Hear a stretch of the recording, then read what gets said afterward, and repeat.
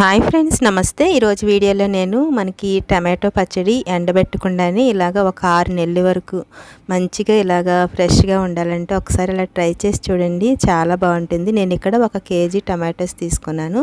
ఇలాగ కొంచెం కండగల కాయలు తీసుకుంటే కనుక మనకి పులుపు కూడా బాగుంటుంది, అలాగే మన పచ్చడి కూడా ఎక్కువ అవుతుంది. ఇలా తీసుకున్న తర్వాత చూడండి, ఇలాగ మంచిగా పండినవి ఉండాలి. ఇలా కొంచెం కడిగిన తర్వాత ఒక క్లాత్తో మీరు తుడుచుకోండి. తుడిచిన తర్వాత ఇలాగా ముక్కల కింద కట్ చేసుకోండి. నేను ఇక్కడ ఒక 6 ముక్కల కింద కట్ చేస్తున్నాను.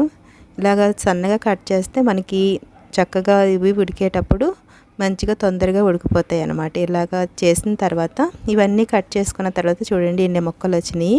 ఇప్పుడు నేను దీంట్లో 1 కప్పు ఇలాగ మొత్తం అన్నీ ఇందులో ఏమన్నా గింజలున్నా పీచులున్నా అవన్నీ తీసుకుని చక్కగా ఇందులో వేసుకోండి. 1 కప్పు తీసుకున్నాను. అలాగే మనం టమాటోస్ కట్ చేసుకున్నాం కదా, వాటన్నిటిని కూడా ఇందులో వేసుకుని ఇప్పుడు నేను దీన్ని స్టవ్ వెలిగించి స్టవ్ మీద పెట్టుకుంటున్నాను.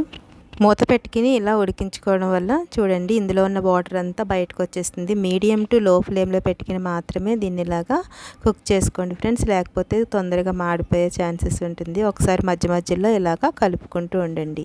ఇలా కలుపుతూ ఉన్నప్పుడు చూడండి ఇలాగ వాటర్ వచ్చింది కదా, ఇప్పుడు మళ్ళీ దీని మీద మూత పెట్టుకుని మళ్ళీ దీన్ని ఇలాగా ఉడికించుకోవాలి. ఇది మొత్తం మ్యాష్ అయ్యే వరకు ఇలాగా మనం ఉడికించుకున్నట్టయితే ఇందులో ఉన్న వాటర్ అంతా పోతుంది. చూడండి ఇలా అయిన తర్వాత ఇప్పుడు దీంట్లో నేను ఒక 50 గ్రాముల వరకు నేను ఇక్కడ హిమాలయ సాల్ట్ ఉంటుంది కదా, రాక్ సాల్ట్, అది వేసుకున్నాను. మీ దగ్గర రాళ్ళు ఉప్పు ఉంటే అదైనా వేసుకోవచ్చు. అది వేసుకుంటే మాత్రం ఇంకా బాగుంటుంది.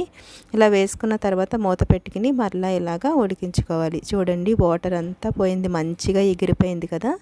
ఇదంతా ఒకసారి ఇలాగా కలుపుకోవాలి. ఇలా కలిపిన తర్వాత చూడండి అసలు వాటర్ అనేది లేదు ఇందులో.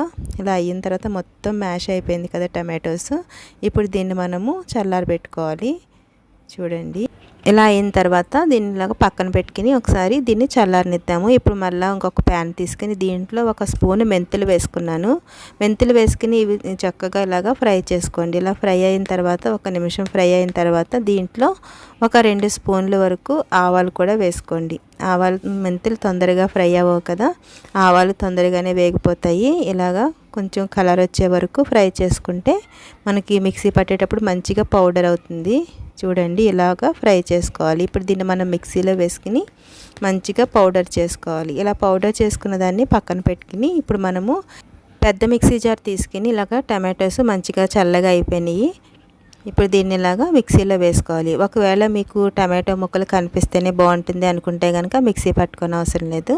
అలాగే దీంట్లో ఒక 100 గ్రాముల వరకు ఇలాగ కారం వేసాను, పచ్చి కారం ఉంటుంది కదా అది. అలాగే కొన్ని వెల్లుల్లి ఇలాగా పొట్టు తీసుకుని వేసుకోండి. వేసుకుని ఇలాగ మిక్సీ పట్టుకోండి. ఇలా మిక్సీ పట్టిన తర్వాత ఒకసారి చూడండి ఇదంతా కలిపి చూపిస్తున్నాను. మనకి ఎప్పుడైనా సరే పచ్చడి అనేది ఇలా గట్టిగానే ఉండాలి. ఇలా గట్టిగా ఉన్నప్పుడు ఏమవుతుందంటే పచ్చడి అనేది నిలవ ఉంటుంది. ఇప్పుడు మళ్ళీ ఒక ప్యాన్ తీసుకుని దీంట్లో నేను ఇక్కడ ఒక 1/2 లీటర్ వరకు వేరుశనగ నూనె వేస్తున్నాను ఫ్రెండ్స్.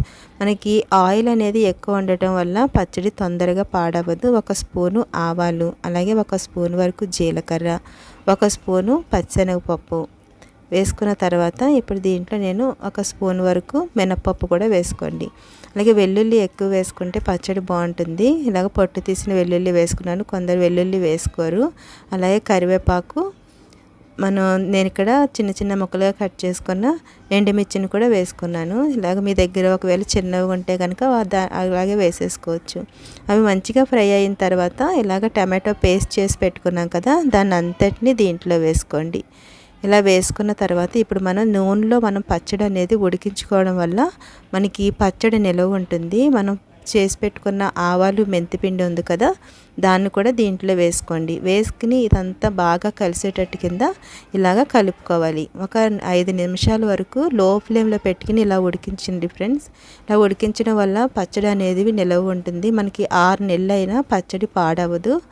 మీకు ఒకవేళ కలర్ అలాగే ఉండాలనుకుంటే ఫ్రిడ్జ్లో పెట్టుకోవచ్చు. ఒక 3 నెలల వరకు మాత్రం బయట పెట్టుకున్న పచ్చడి ఇదే కలర్ ఉంటుంది, అదే టేస్ట్ ఉంటుంది. ఒకసారి మీరు ట్రై చేసి చూడండి. మీరు ఫస్ట్ టైం నా వీడియో చూస్తున్నట్లయితే ప్లీజ్ సబ్స్క్రైబ్ చేసుకోండి ఫ్రెండ్స్. అలాగే మీకు నచ్చినట్టయితే కనుక లైక్ చేయడం మాత్రం మర్చిపోవద్దు. ఇలాగ కంటైనర్ డబ్బాల్లో పెట్టుకుని మనం స్టోర్ చేసుకోవచ్చు. చూడండి ఇలా వేసుకున్న తర్వాత నేనైతే ఈ పచ్చడిని బయటే పెట్టాను. Okay friends. Thanks for watching.